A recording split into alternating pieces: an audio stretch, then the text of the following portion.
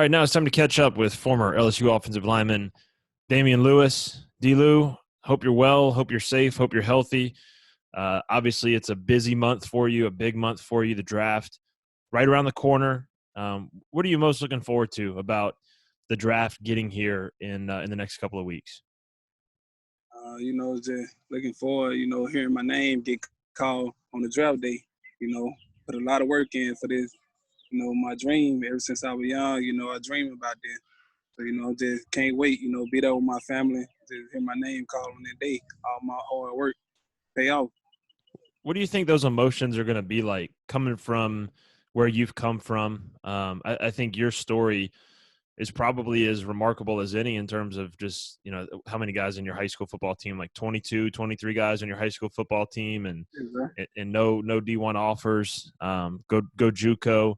And now here you are, you're on the cusp of realizing that dream. What are the emotions you're going to feel when you kind of think about that journey and then your well, name's called? down deep inside, it's just a great feeling, something that I never get back, just looking toward the future, hoping that my name get called. I probably cry, probably not. Just if I don't cry, just, just real inside of me, that I did it, all my hard work came out and I, formed a tag. So just really just hold everything there. I know my mom, she gonna cry. She already just talking about it right now. She just said to be patient, God got it. Wherever I go, you're gonna go make an impact on a team. So, I just try to, stay consistent day by day, just live by that. Whatever happen, happen. I'm gonna go down, make the best of it. Yeah, that parental emotion is different. I figured that out having a couple of kids myself, that things that used to not make you emotional, you can start crying pretty quickly when it comes to your kids. When's the last time you cried? I can't see you being much of a crier. Uh, it been a minute, I don't like to show my tear, show weakness, but it really doesn't have anything to do with that. I just don't like crying, It been a lot of people around the world been hurt, like been real hurt before, We got kids around the world who, starving for food, need a drink of water, those people who really hurt me. So, I never did just want to cry. I love that perspective, man. I think that's one of the things you bring to the table besides all the physical skills. I love your mentality. I love the perspective you bring to the game. Before we talk about this path to the draft, I want to kind of talk about your path toward LSU. When you first got to LSU, I remember talking to Lloyd. I think I wrote a feature on you this fall. I'm trying to remember, but I remember talking to Lloyd, and he was like, "Yeah, Damien didn't say anything for like the first couple weeks he was on campus, and I didn't really know much about him, and he had his hair in his eyes, and I couldn't really tell what he was about. And then the first day of practice, he started hitting people, and I was like, all right, this guy can play. What was your mentality when you first got to LSU? Was it just to put your head down and go to work and just prove what you could do? Well, with me, it's just going in, look, listen, and learn. I fall back, observe everything going around me, to check everything out, see do I fit with it. So with me just going in, I just really just look, listen, and learn. Once I learn the system and learn the program, met everybody and just know just I did what I need to expect from him, did what I need to expect from him, just pick those things. I felt like I got real comfortable like toward the spring, working with guys like Lloyd, Sadiq, Adrian, working with those guys, just got real comfortable, just coming out and being a leader, just talking to the young guys, and it really just helped me be a better player with them young guys, and talking to them. And, ever since then, I just was quiet, and, I came along, I had to start talking because, up front, we got to communicate. If we ain't communicating up there, something's going to go wrong. So I just started taking over, it just got comfortable and felt good, me talking, and a lot of people respect me. So when I talk, I make the room get quiet and people listen, they understand. So they respect me for who I am. I think it was Badara who, excuse me, who I was talking to the other day, and Badara said something about before the season, the offensive line kind of came together. I think y'all were in the meeting room, and y'all kind of just put it all out there. And from the outside looking in, that was the biggest question mark going into last season. Could the offensive line be good enough? Were you guys going to be good enough? Y'all had a lot of criticism the year before. And then lo and behold, you go through the season and you win the award for the best offensive line in the country. Where did that start? Where did that process? Was it a moment? Was it a specific conversation? How did y'all go from where you were going into the season to where y'all finished the season? Well, we know there was some things that we had to do, clean up on tape. But, it's going to take a whole bunch of dedication and hard work and people locked in. I really felt like we bind together over this offseason, just going out to eat and, hanging around each other, playing games and just being around each other. If somebody go to the store, they send 3 or 4 more boys with them, just being real close. And, Coach always said it's us 5. So, if one not the loop, something going to go wrong. So we always got to keep 5 and stay tight. And I feel like that all of us just, really connect with each other. And all of us brothers, we care for each other. We'll do anything for them. Go in the foxhole with them, do whatever it takes. So I feel like in that room, it's just something real powerful, that God brought to the room. And, everybody, trust in the system. They believe in the brother beside them. And we just, mowed the game and kept going and just brought it on out. All right, I got to ask you about a Joe Burrow story while I've got you here. Now, correct me if I'm wrong. Were you eating with him the morning of the Texas game? Yeah, I always sit with the quarterback. Well, with Joe. Okay, so the morning of the Texas game, obviously, I think most people know this, but on College game day, they open up and they shoot a cannonball through Joe Burrow's jersey. Were you with him when he found out about that? Yeah, we were right there in the front. We was eating breakfast and looked over Joe looked over to his right. Somebody told him look over, and they was shooting the cannon through his jersey. That was crazy. Oh, he sent out that game. He was like, all right, bet. Put up 5 or 6 touchdowns on there. Yeah, he's not the right guy to get on the wrong side of, I can imagine. Nah, they messed up when they did that. Like, they put him in. I believe he got up, he put his food down and got up and left after that one. He was ready. He ready to go show the world. I can see that. I was talking to Jack Marucci the other day, and your name came up. And the context it came up in, we were talking about some of the testing y'all did in the preseason. And he was talking about how this was one of the smartest football teams he'd ever been around, the smartest football team. And he said that y'all did some cognitive testing before the season. And, I was taking my guesses. I was like, yeah, I bet Joe tested really well because Joe's obviously this really high-level quarterback. He said, who tested out great was Damien Lewis. Like, he tested out as good, if not better, than anyone on the team. Do you remember going through that process, the cognitive testing? And do you feel like, for you're this big offensive lineman, this big road grader. You can hit guys, you can block. Do you feel like people don't know how smart you are as a football player? Is that something that you want to prove? Yeah, well, a lot of people, got their dislike about me. A lot of people think I ain't smart enough to play big time ball, and it's up to them. But I felt like that I got it. I got the brain, football sense, the knowledge I have on the in the free world.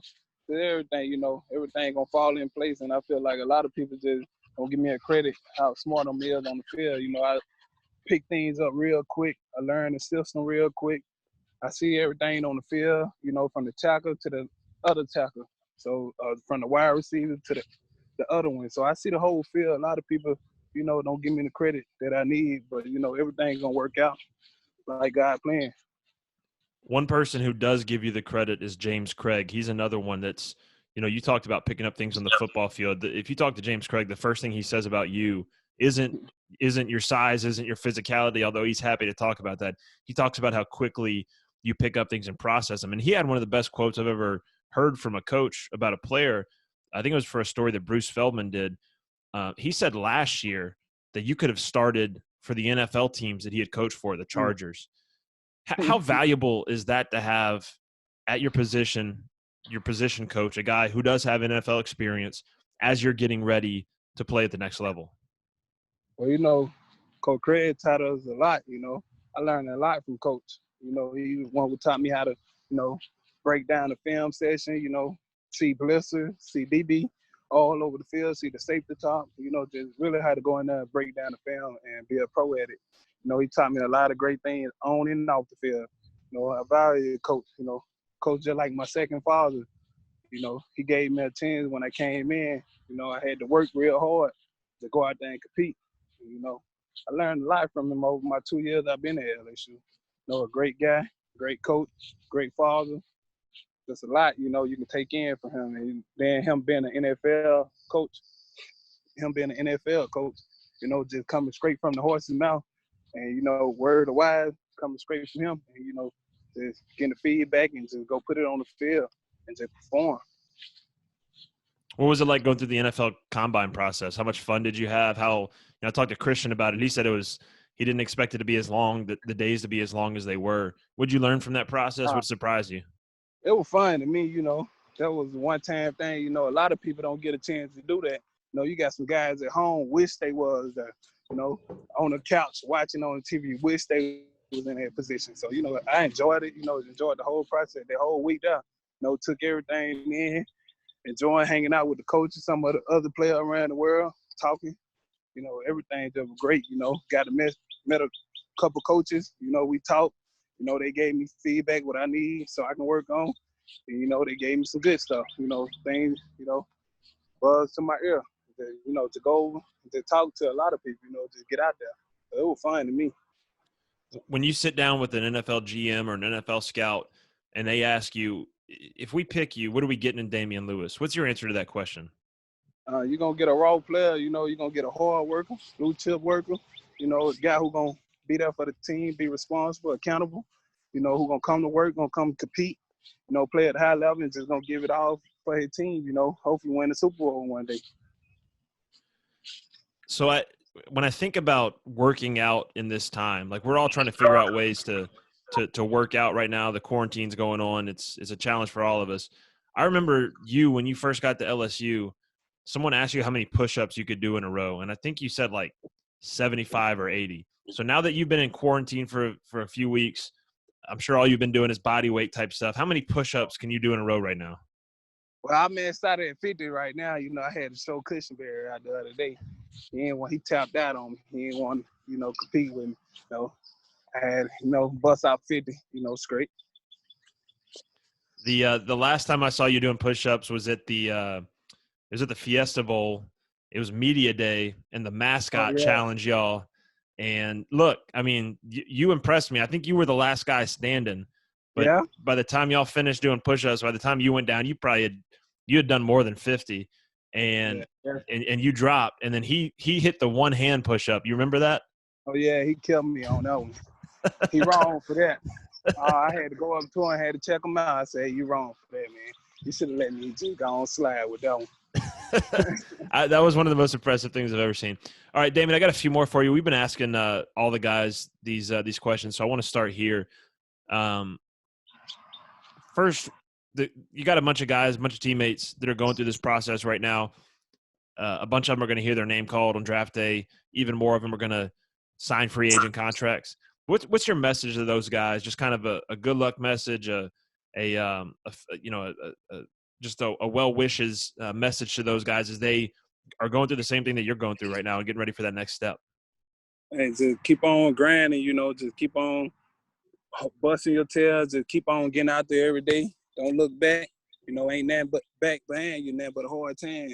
You know, all this what you work for, just go showcase yourself in front of the world. You know, you got a chance right here. Once you get your feet in the door, just make something happen, you know. You've been at your worst before.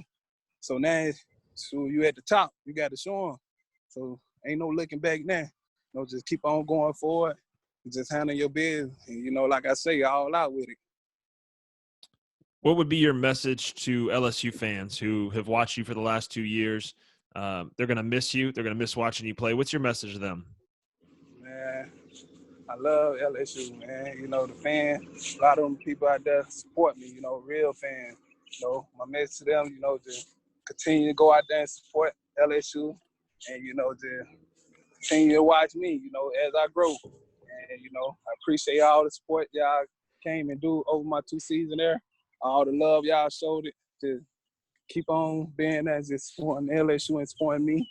And, you know, we're going to be together forever, you know, LSU for life. Speaking of LSU for life, what are you going to miss most about being an LSU Tiger?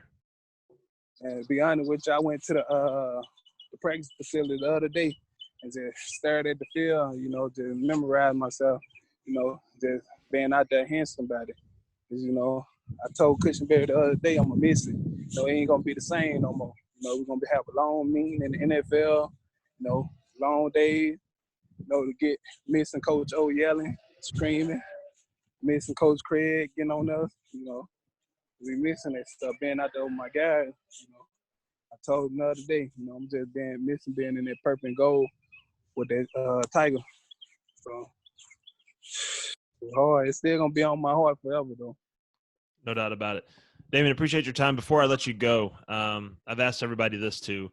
What are some of the memories that are going to stick with you from LSU? And it could be a game, it could be a play, it could be, a pregame meal or whatever. I asked Lloyd, and he gave me a really good answer, talking about a speech that Coach Robinson gave before the Alabama game, and how he kind of knew in that moment. He talked about it. He was like, it was like a sports movie, and he knew in that moment that LSU was going to, you guys were going to beat Alabama and go on to do what you did. Are there any moments like that, or even if it's just a game or a play or watching the confetti come down, what are kind of the memories that are going to stick with you? Did what people don't get on the film. A lot of people don't get on the film. When Coach Nader came up there, I want to say the Oklahoma game, Coach Nader came up there and he gave us a speech. He said a good speech, and, it got the guy real fired up. And I felt like right then and there was a legend be born that right here in their room. When Coach went up there, everybody be quiet. And, from a guy like that who been here down 55 some years over that time, come up there and just speak to us and tell us some stories, some great battles been won and fought. The strong you're gonna survive, and just got to go out there and make a play. And he wouldn't be on the team. He want to play for another team with just was up with us. So those type of moments right there, it just last forever. Coach Nader a legend at LSU, and so that moment when he came up there and spoke with us, the whole room felt him. It went from the other side, from one side of the hotel to the other one. So, everybody felt it in that hotel that night, and we knew we were going to win. And we went out there, with a chip on our shoulder and just laid it all out on land, and the scoreboard showed it. Yeah, the tape definitely reflects that you guys were not only the best team that night, but the best team in the country eventually, which you would prove. Thanks for your time today, Damien. What are your plans for the draft? You gonna try to get together with the family and kick back and relax a little bit? Yeah, I'm gonna go back to Mississippi to camp with my girlfriend, my 3 brothers, and my father.